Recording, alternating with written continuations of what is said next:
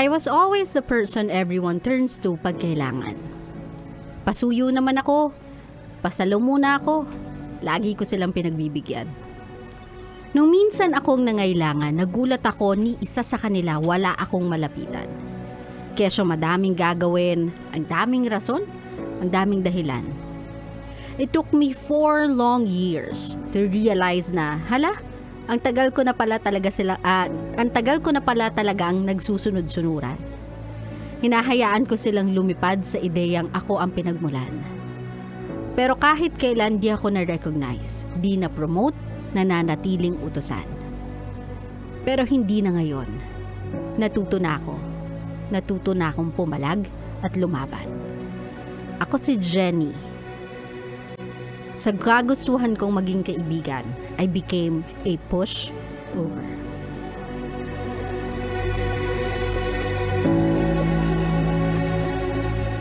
My love, if there's one trait na synonymous sa pagiging pushover or yung parang taong walang paninindigan, walang sariling paa, walang sariling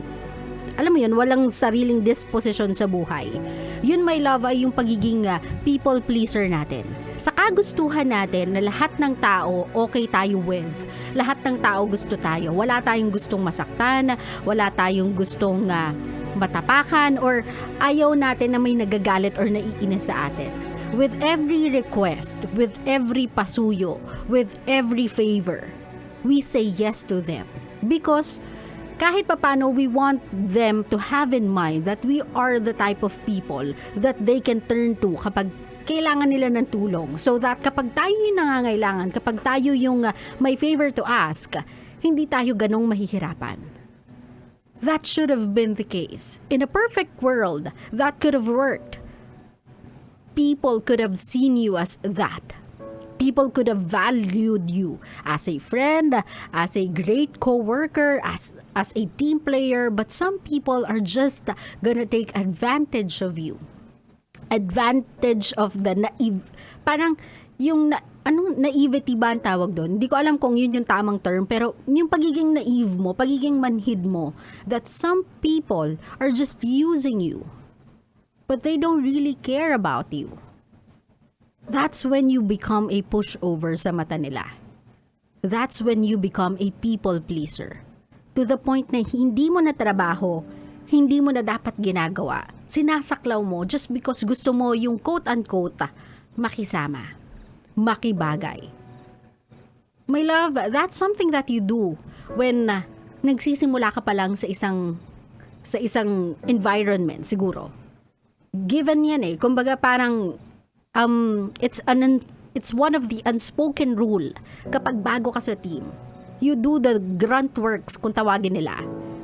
Ikaw yung gagawa ng mga task na nobody wants to do because napaka time consuming niya, ang daming steps, ang daming kailangan i-file, gawin, ang tedious ng process. That I would understand. Pero if it's 2 years, 3 years, or 4 years na even sa trabaho, and yet kinukuha mo pa rin yan just because you want to makisama sa mga katrabaho mo or sa mga taong tinawag mong kaibigan pero doesn't act like one. My love, you are now being a pushover. Sometimes you have to stand up for yourself. Lalong-lalo na sa mundong to, my love, we cannot help but include a little bit of competition in everything we do. I'm not saying you have to compete with everybody, but if it's work and there's a possibility of leveling up, o diba, stepping up the ladder sa hierarchy, you have to show off a bit.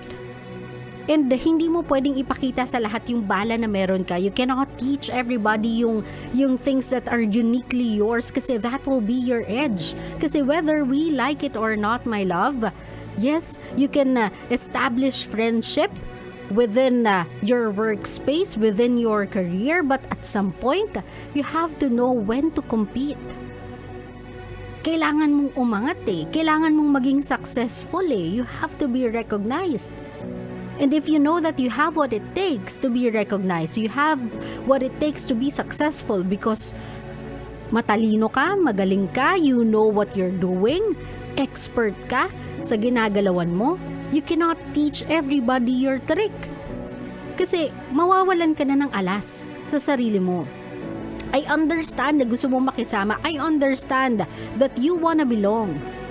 But you also have to understand that there are certain things you have to do for yourself. Kasi whether you accept it or not, sometimes, in our career, in a workspace, in a profession, sometimes you have to think about yourself as well. Pumasok ka dyan to be good at it, to be the best in it. Hindi ka naman pumasok dyan dahil kulang ka sa kaibigan. Hindi ka pumasok dyan dahil kulang ka sa mga taong matatawag mong barkada. Pumasok ka dyan because you know that you can be successful in it. So my love, I understand your need, your want to belong. But you must recognize the people you are working with. Are they the type of people na tumitingin sa'yo the same way na nakikita mo sila? Tinitignan ka bilang kaibigan the same way na tinitignan mo sila as kaibigan mo.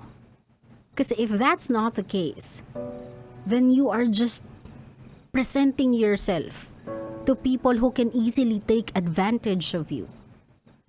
Nagawa ko na to one too many times, my love. I offer myself. I extend my helping hand to people, expecting that they'll see it as my way of being kind and treat me as a friend, value me as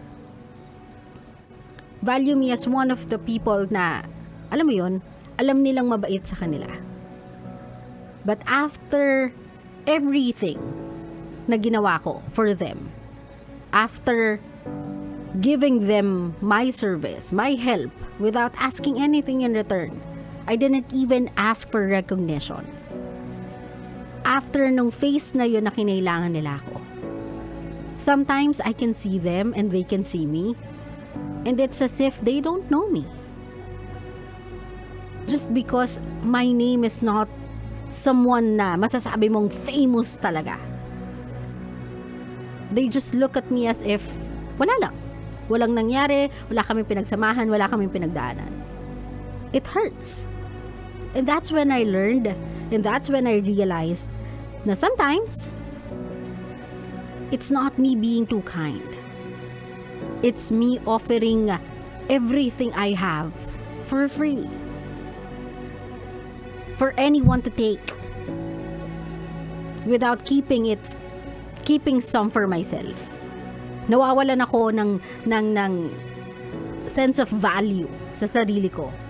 Because if everyone can get that service, can get that skill of yours, can acquire your help, nang wala silang kailangan gawin, nang wala silang kailangan bayaran, or wala silang, alam mo yun, wala silang kailangan ibigay in return, then it's like you devaluing yourself. It's like you allowing others to see you as somewhat na, sus, kahit hindi naman natin siya bigyan ng recognition, pahalagahan, i-promote, she will do everything that has to be done kasi that's just who she is.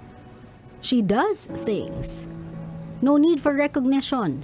No need to motivate her. She'll just do it for free. So, naiintindihan mo ko, my love? That's the danger of being a pushover. That's the danger of being someone who wants to please everybody. You lose your self-value. Lalong-lalo na when you are working professionally. A wise man once told me to never volunteer information.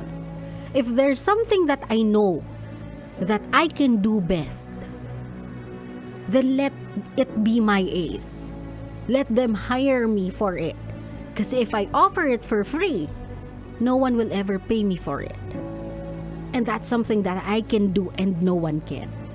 Ito yung edge ko, kumbaga. So, ganun ka din, my love. Sometimes you have to work smarter rather than harder. Don't try to please everybody, my love. If you wanna be successful, then highlight what you do best. Highlight your skills. Highlight your expertise. And how do you do that? Don't offer it for free. Claro? Claro.